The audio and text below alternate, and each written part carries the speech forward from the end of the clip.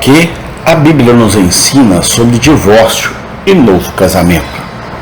Parte 06, 7 de fevereiro de 2024.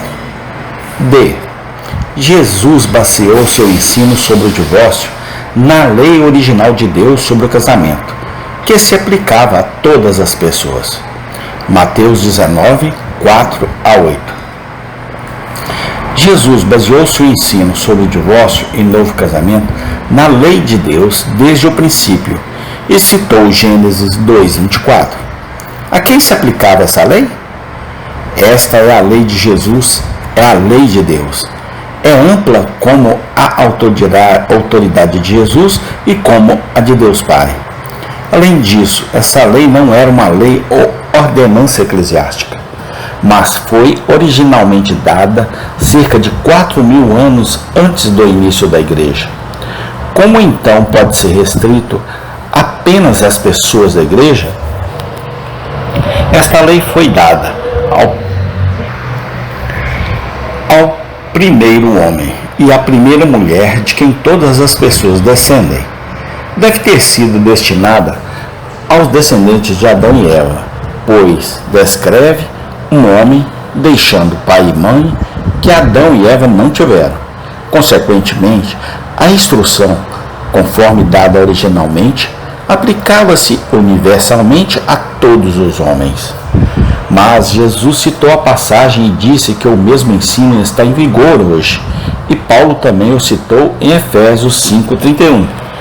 Este princípio é a base do ensino de Jesus sobre o divórcio e o novo casamento. A quem se aplica o princípio? O princípio original aplicava-se a um homem.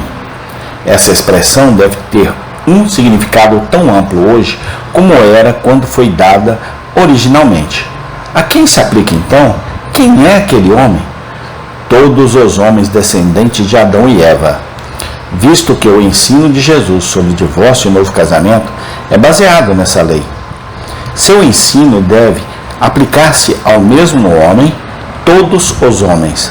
Além disso, a lei do casamento de Deus é tão ampla em aplicação quanto a reprodução sexual humana.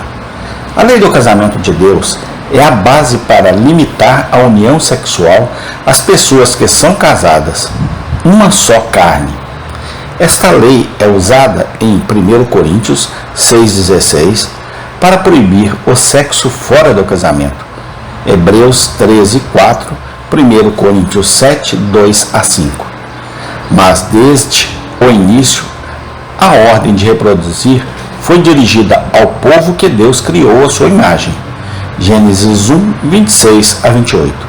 E isso inclui todas as pessoas. Gênesis 5, de 1, 4, 9 e 6. E etc. Portanto, a qualquer hora e em qualquer lugar, as pessoas participam do ato sexual. Elas estão sujeitas à lei do casamento de Deus. Não é apenas para as pessoas em relacionamento de aliança com Deus, mas esta lei universal do casamento é a base da lei de Jesus sobre o divórcio e o novo casamento. Mais tarde, foi citado no Novo Testamento. Efésios 5:31, 1 Coríntios 6:16. Se a lei original fosse de aplicação universal a todas as pessoas, e se essa lei fosse a base da lei de Jesus sobre o divórcio e o novo casamento, ela deveria ter a mesma aplicação universal. Se a lei do casamento de Deus se aplica apenas aos membros da igreja, considere as consequências. Não importaria o que os não cristãos fizessem em relação ao casamento ou à conduta sexual. Ou as leis de casamento de Deus se aplicam aos não cristãos ou não. Se as leis não se aplicarem, segue-se que Deus não reconhece de forma alguma os casamentos de não cristãos. No entanto, observe Mateus 24:38, João 4:16-18, Atos 24:24, Mateus 27:19. Isso significaria que todas as pessoas, quando se tornam cristãs, são solteiras aos olhos de Deus e, portanto, deve se casar após o batismo.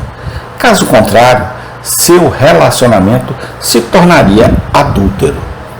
Veja notas em 1 Coríntios 7,14.